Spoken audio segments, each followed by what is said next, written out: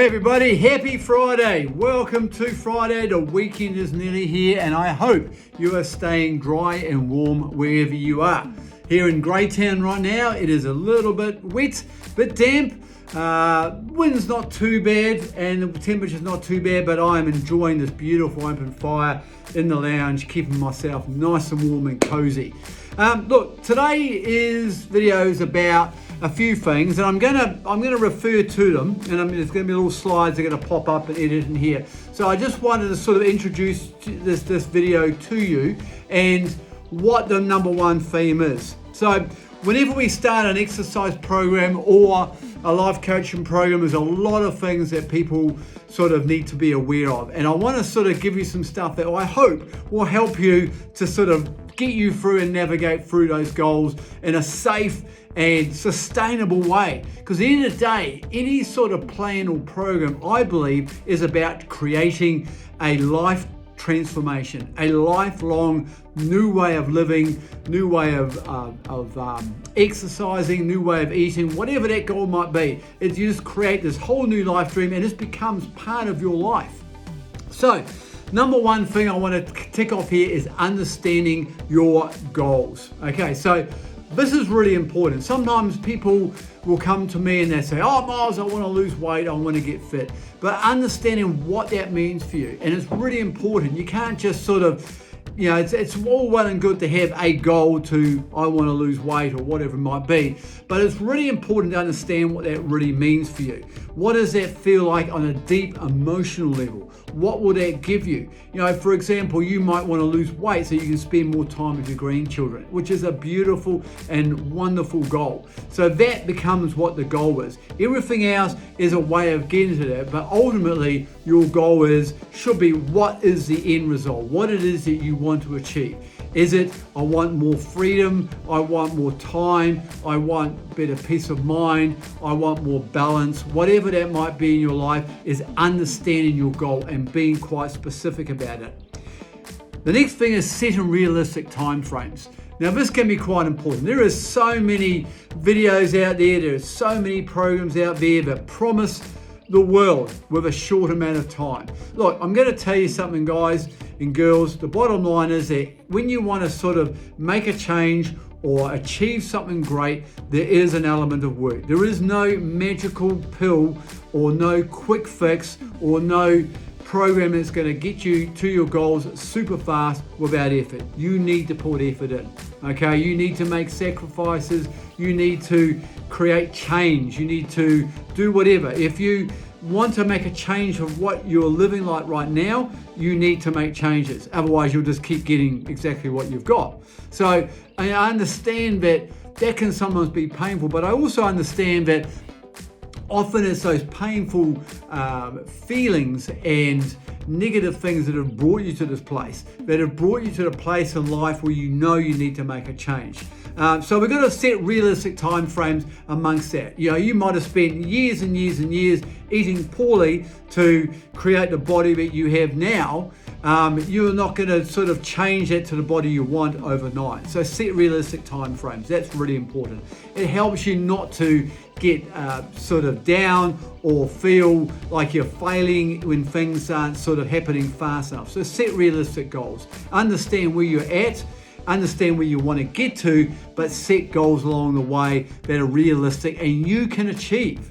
If you have a goal that you want to climb a mountain, start with a hill. You're not going to suddenly get up the next day and go and climb Mount Everest. Okay, so set realistic goals is really, really important. Train within your limitations, okay, but also push yourself. And what I mean by that is there is a lot of trainers online today, Instagram trainers I call them, who look fantastic, are super fit, and they'll show you exercises and programs and stuff like that you can do this now and you can look like this now. But you've got to work within your limitations and you've got to understand those. You might have some physical limitations. You might have some past injuries that prevent you from doing certain things. you might have a fitness level that's not exactly where you want to be yet, but you've got to understand you've got to train within that limitation of where you are. But I'm also keen on taking it just to that next level. Okay, so that's really important. What I mean by that is, let's say you can comfortably walk up 100 steps, okay, without having a rest. If you can do that, maybe you can do 110, maybe you can do 120, whatever it might be. You want to understand your limitations, train within those, but also slightly elevate and push yourself. Okay, be safe. That's the next thing. Be safe. Okay, so it's really important that when you start in any exercise program that you make sure that everything's okay. And for some people that might be going to see a doctor and just getting the doctor to check off and make sure everything's okay, that your heart rate's okay, that your blood pressure's okay, all these different sort of things. When anybody ever comes to me, I always sort of start by going for a detailed screening of where they're at, what their limitations might be, any past injuries they might have, any past medical conditions they might have, even things like various different medications can make you react different ways, and when you introduce exercise to that, it can be quite dangerous. So be safe, understand. This goes back a little bit to the previous point about limitations, about understanding where you're at and training to within your limitations, but be safe. Don't try and stand on a Swiss ball by yourself whilst balancing 2 dumbbells above your head. You're going to have an accident and you're going to be an ACC statistic. So let's not do that. So you got to be safe. You got to understand your limitations and what your body can comfortably do and be safe. That's why often it's really important, to have a training partner or someone there to be able to assist should things go wrong. One of the things that I do when I'm training my clients is keep things safe, but I'm always there to spot them, to help them, to catch them, to sort of correct their form, to make sure that they're not going to injure themselves or get hurt. Eat for your body type. Okay, now this is very, very important.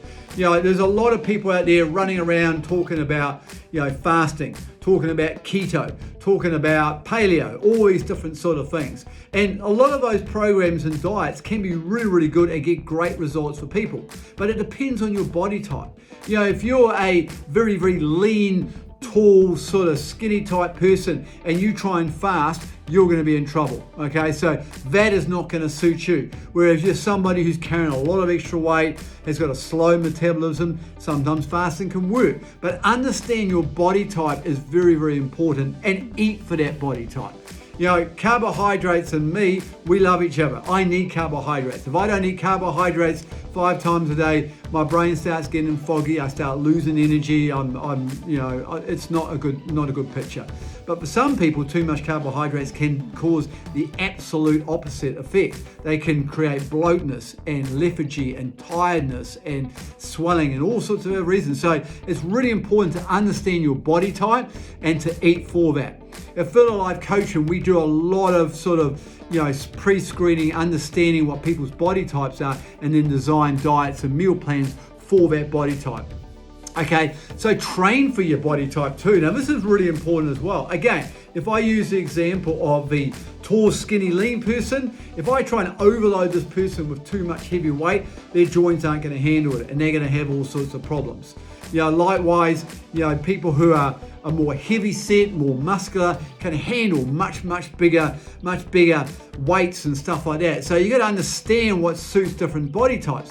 Some people love the energy of circuits and they absolutely get a buzz from it, and they're like little energizer bunnies, and they want to go and they just love that sort of stuff and they get great results from it. Some people on the other side, that is the worst thing that they can do, and it can absolutely create a real negative sort of trend there. So understand your body type, and training for that is vitally important. All of my programs are designed for people's specific body type and help them to reach their goals safely. get a coach. Hey, look, it's really important, if you've never trained before with weights or anything like that, to understand what you're doing. I have a fantastic app that has a lot of awesome training videos on it, and that's great for if that's where you're at. But it is much better to have somebody working alongside you who's a professional, who knows exactly where you're at and what your limitations are. So having a good coach is really important for safety. It's also really good for accountability. It is some of the great coaches in the world are the guys and girls who can mentor and encourage and help their players and their trainees to sort of reach their full potential. So a coach is not just someone who instructs, but is somebody who motivates, encourages, and is there to say the right thing, and not always the right thing, but to sort of try and give encouraging words. So having a good coach is really important. Someone who's engaged with you, who's listening, who's not standing there on his phone or her phone looking at Instagram while you're sort of failing over here, but somebody who's engaged with you and is understanding exactly where you're at and able to push you and to read you, know when to back off and when to push. So finding a good coach is really good. Which brings me to our next point, being accountable. A coach is a great way of getting accountability. But you can also use other things as well. You can let your friends and family know what you're doing. You can let your partner know. Even better if you can train with your partner together, so you keep each other accountable, but keep yourself accountable. Even through my Feel Alive coaching app, there is areas in there where you sort of track your progress and results, and I'm able to directly see that. So even though I may not be working with you, I'm actually able to keep you on track and keep you accountable. Not to mention that a good app will also send you reminders and also sort of keep you on track as well. What is your goal today? Scheduling what training sessions are on and that sort of stuff, but be accountable, and that's really important. Be consistent. Look, you can go out on day one and have a fabulous workout, but if you don't back that up, you're very quickly going to sit back and fall back into bad habits. Being consistent. All of my programs, I design my in-person programs all built around a 30-day schedule, which creates consistency, creates habits. These programs are designed that no matter what, I am with you, every step of the way. That how many sessions you have, they are pre-booked in. So it's really important to be consistent. And look, when you're training your own, this can be a little bit more harder, but you can put things in your diary. You can make a note in your diary that, every Monday, Wednesday, and Friday, for example, I am training, and block that time out. But you must be consistent. Sometimes it's hard. Sometimes you're developing a habit which you've had for 20 or 30 years, and you're trying to break that habit and create a new one. But you must be consistent, at least for 30 days. Put it down in your diary, write it down each day, but be consistent. They say that in 30 days, there's the time it takes to build a habit. So be consistent, guys. Take the steps, be consistent. Final thing I want to say is have fun, enjoy it. Have fun and enjoy it. There's no point doing something you absolutely hate. If you hate burpees, don't do burpees. There are many other ways of training and many other ways of helping you to lose weight, but don't involve burpees. Burpees are great, but if you hate them or if they cause you pain, don't do them.